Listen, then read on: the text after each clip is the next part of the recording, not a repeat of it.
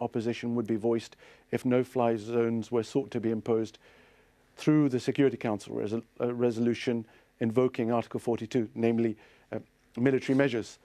So it seems unlikely that the Security Council would authorize such use of force, which leaves it to states of their own volition to use force.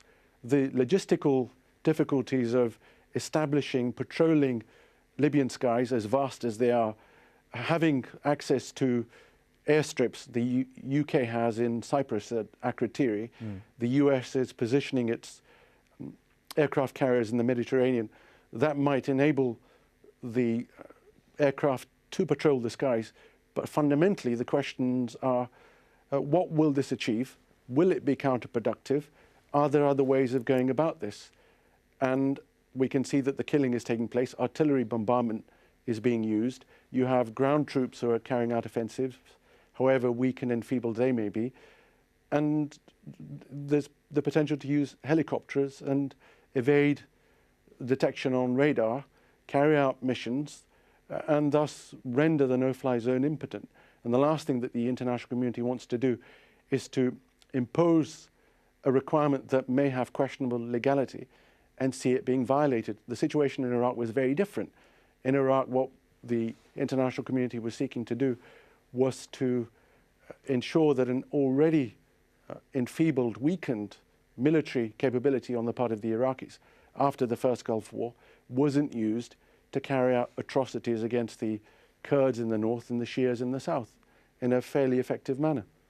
Wahid Burshan, over there at the border, Tunisian-Libyan border, let's actually move past the idea of a no-fly zone, because we don't know if it's going to actually come into place or not, and whether it will be done by a UN Security Council or not. My question to you is whether you think that talk of no-fly zones and sanctions and all these things are actually just stepping stones on the way to something much bigger, that perhaps the international community is looking at Muammar Gaddafi and the regime right now and saying, you know, there's probably only one option to get rid of him.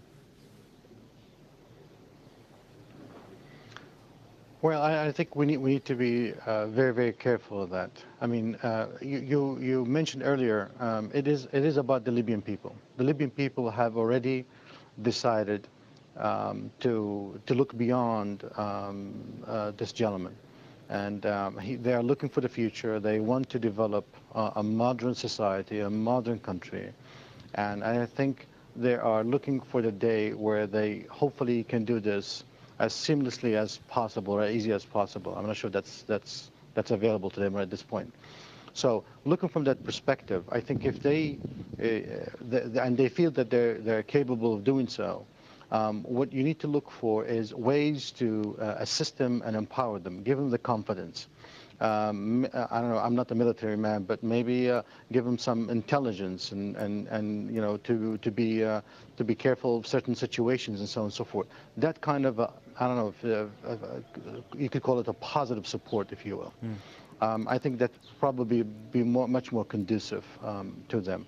I look forward to developing some leadership, some structure, and some of the freed cities, where they will be able to develop certain leadership, where the rest of the international community will be able to communicate with them and assist them and to help them. And I understand the issue. The international community want to help the Libyan people, but it's very, very difficult when, just like you said earlier, it's cities, you know, all over the place, and it's very, very difficult to assist.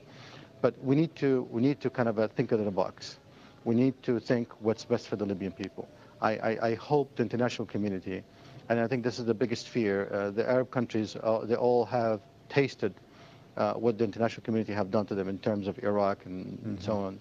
And they are a little bit skeptic as, okay, it could be a good cause at the beginning, but it ends up to something totally different.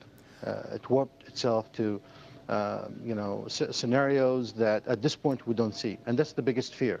If we can develop a strategy and develop and communicate it clearly to the people and focus on assisting them, I think it would, the people are willing and capable of handling Gaddafi's issue on their own. Okay, final quick thought, because we are running out of time, but I just want to raise one more issue. It was an isolated incident, but perhaps an indication of the unpredictability we're dealing with as well. Go back to 21st February, 2 Libyan jets landed in Malta completely unexpectedly. On board, 2 senior pilots who said they'd been ordered to fire on protesters in Benghazi. They said they simply couldn't do it. They defied the orders, they flew to Malta, they were seeking political asylum instead. Jay Stout in Los Angeles, final word with you.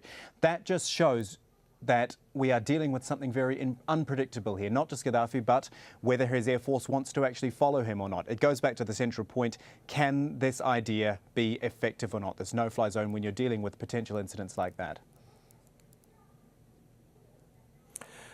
Yes, I think the no-fly zone, if the United States and the Europeans press ahead with it, can be very effective. However, I don't know that it's necessary.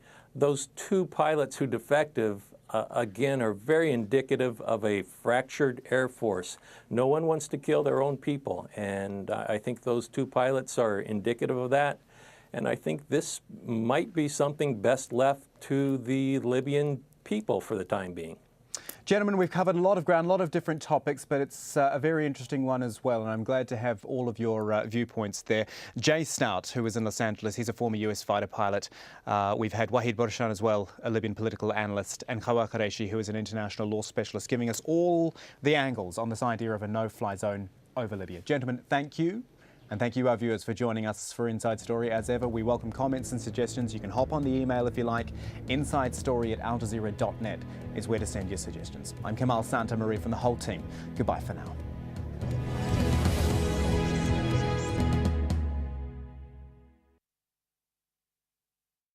On the next Riz Khan Show, world-renowned feminist Eve Ensler explains her latest project to empower the numerous victims of sexual violence in the Democratic Republic of Congo.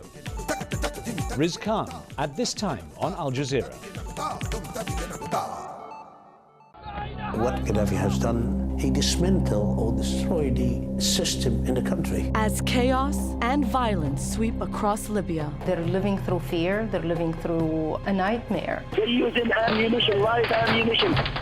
Al Jazeera hears from those who have lived in fear of Gaddafi's regime.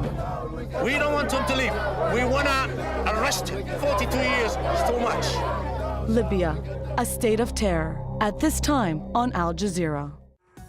Homes have crumbled and many buildings have been left just empty shells. Tensions are high. Riot police trying to control thousands of Greek protesters on the streets of Athens. A British court has approved the go-ahead for WikiLeaks founder Julian Assange to be extradited. Gaddafi is waging a war against the Libyan people. They are killing civilians mercilessly. They're using ammunition, live ammunition. From local traders to international finance, it's commerce that makes the world go round. For global companies and developing markets, communication is the currency. And information is the most valuable commodity. Counting the cost at this time on Al Jazeera. The relocation of the Ahmadiyya has magnified the issue of religious intolerance in Indonesia. Is this inevitable in a multicultural society?